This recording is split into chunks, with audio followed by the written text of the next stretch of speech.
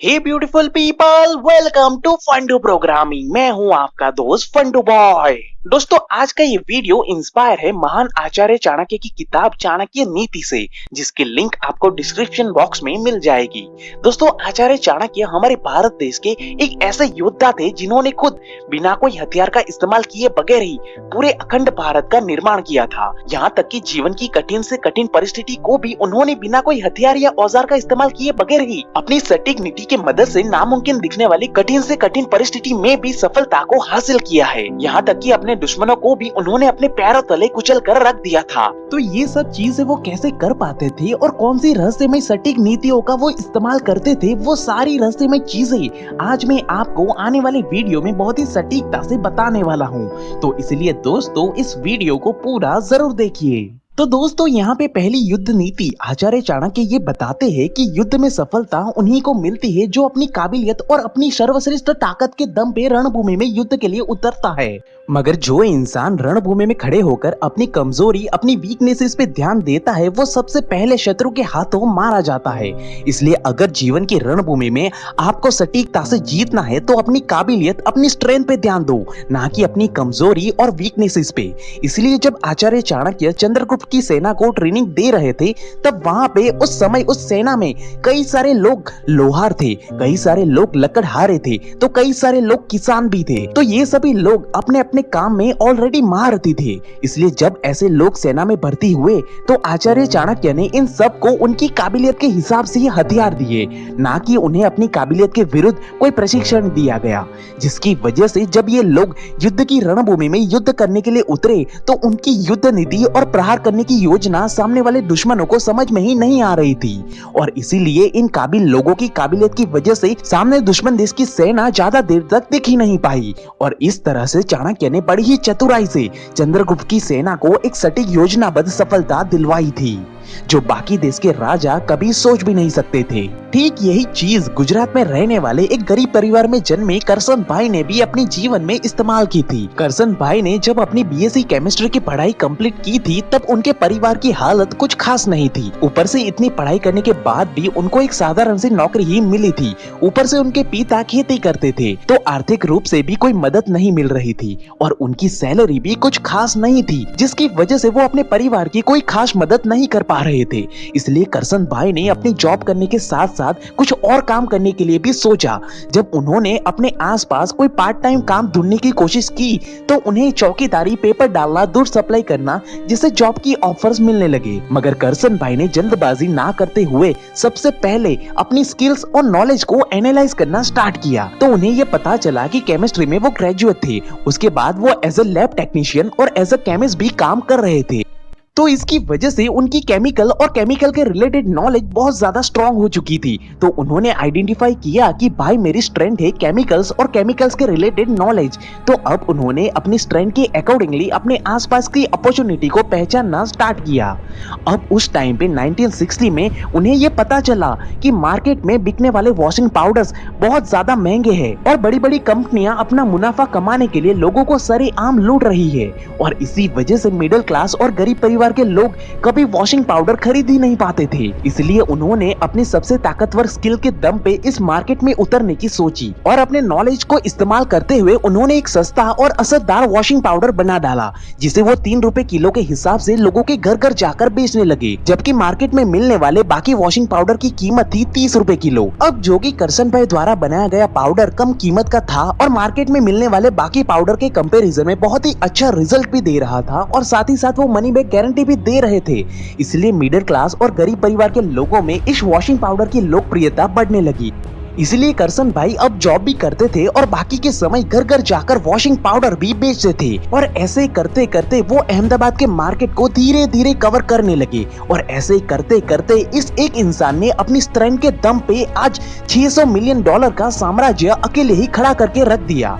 और एक अकेले आदमी द्वारा शुरू की गई इस निरमा कंपनी में आज 14,000 से भी ज्यादा लोग काम कर रहे हैं। और ये चमत्कार इसलिए हो पाया क्योंकि इस समझदार इंसान ने युद्ध की रणभूमि में उतर के सिर्फ और सिर्फ अपनी स्ट्रेंथ पे ही फोकस किया और अपनी इसी स्ट्रेंथ और काबिलियत के दम पे ही इस जायंट मल्टीनेशनल कंपनी के साथ करशन भाई ने युद्ध किया और उसी के दम पे इस महाकाय साम्राज्य को स्थापित करके इस सफलता को हासिल भी किया। अब अगर करशन भाई अपनी इस काबिलियत के विरुद्ध अगर कोई काम करते तो आज वो भारत के सबसे अमीर इंसानों में से एक इंसान कभी बन ही नहीं पाते। ठीक इसी तरह अगर आपको भी जीवन की इस रणभूमि में प्रचंड सफलता हासिल करनी है तो अपनी स्ट्रेंथ पे फोकस करो, वो काम करो जो काम आपसे बेहतर इस दुनिया में कोई और कर ही नहीं सकता। और जब आप अपनी ऐसी एक स्ट्रेंथ के साथ जीवन की इस रणभूमि में युद्ध करने के लिए उतरोगे तब आपको हराने की हिम्मत किसी और इंसान में होगी ही नहीं।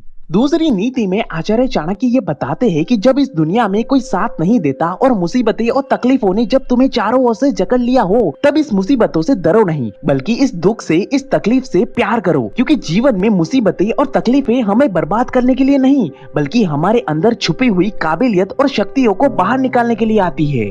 जैसे कि जब आचार्य चाणक्य ने अखंड भारत का सपना देखा था तब उनका पहला गोल था कि वो कैसे भी करके धनानंद राजा के साम्राज्य को अपने काबू में कर ले, क्योंकि उस समय पे राजा धनानंद का साम्राज्य सबसे बड़ा माना जाता था और उसे हराने के बाद बाकी देश के राजा अपने आप ही चाणक्य के सामने घुटने टेक देते। यही वजह थी कि चाणक्य दिन रात योजना बनाते थे राजा धनानंद को हराने के लिए। मगर जब पहली बार आचार्य चाणक्य ने चंद्रगुप्त की सेना के साथ धनानंद के साम्राज्य पे हमला किया तो उन्हें बहुत ही बुरी तरह से हार का सामना करना पड़ा। उसकी वजह थी धनानंद का मास्टरमाइंड महामंत्री महामत्य राक्षस। और ये महामत्य राक्षस इतना चतुर और ताकतवर था कि इसके रहते हुए धनानंद के साम्राज्य को हिला पाना नामुमकिन था। और ना चाहते हुए भी आचार्य चाणक्य ने ये खुले दिल से स्वीकार किया कि ये राक्षस वाकई में बहुत ज्यादा बुद्धिमान और वफादार सिपाही है। इसलिए अब ये राक्षस चाणक्य की जिंदगी का सबसे बड़ी चुनौती बन चुका था, क्योंकि इस एक इंसान की वजह से आचार्य चाणक्य और चंद्रगुप्त को युद्ध के मैदान में हार का सामना करना पड़ा था। मगर इसके बावजूद भी आचार्य चाणक्य इस महामत्य राक्षस से इतने प्रभावित थे कि चाणक्य दिन रात उसकी कूटनीतियों को समझने लगे थे, क्योंकि इस राक्षस की जटिल युद्ध नीति और ईमानदारी आचार्य चाणक्य के दिल को भा गई थी। इसीलिए चाणक्य ने इस राक्षस से नफरत करने के बजाय एक प्यार भरे मन से उसकी खूबियों और चतुराई भरी कूटनीतियों का खुले दिल से स्वीकार किया, क्योंकि चाणक्य इस सच्चाई को बहुत अच्छी तरीके से समझ चुके थे कि जब आप अपने दुश्मन या जीवन की सबसे बड़ी मुसीबत से नफरत करते हो तो उसे हम जाने अनजाने ही खुद से ज्यादा अधिक ताकतवर बना लेते हैं और वो नफरत इतनी बढ़ जाती है कि हम उसकी खूबियों और ताकत को जाने अनजाने इग्नोर कर देते हैं। मगर जब आप उसी दुश्मन से उसी मुसीबत से प्यार से दिल खोलकर उसका स्वीकार करते हैं तब हमें सामने खड़े दुश्मन की क्वालिटीज और चतुराई भरी नीति साफ साफ दिखने लगती है जो आपके अंदर बिल्कुल भी नहीं होती है। और उसी वजह से आपको युद्ध की रणभूमि में हार का सामना करना पड़ रहा है। अब जो कि चाणक्य ये सच्चाई जान चुके थे, इसलिए उन्होंने अपना गुस्सा और नफरत को साइड में रख के इस महामत्य राक्षस की खूबियों और क्वालिटीज को ध्यान से एनालाइज करने लगे। उसके युद्ध की जटिल चालें और कूटनीतियों का बारीकी से अभ्यास करने लगे। और फिर कुछ ही समय के अंदर अंदर आचार्य चाणक्य ने इस महामत्य राक्षस की वो सारी जटिल युद्ध नीति और कूटनीति बहुत ही बारीकी से सीख ली। और जो कि वो खुद भी एक महान विद्वान तो थे ही, जिसकी वजह से अब आचार्य चाणक्य के पास एक बहुत ही जटिल और असरदार युद्ध नीति बनाने की काबिलियत आ चुकी थी, जिसे इस्तेमाल करते हुए आचार्य चाणक्य ने चंद्रगुप्त के साथ मिलकर फिर से धनानंद के साम्राज्य पे हमला किया और इस बार अपनी जीत का झंडा उन्होंने धनानंद के साम्राज्य पे लहराकर दिखा दिया।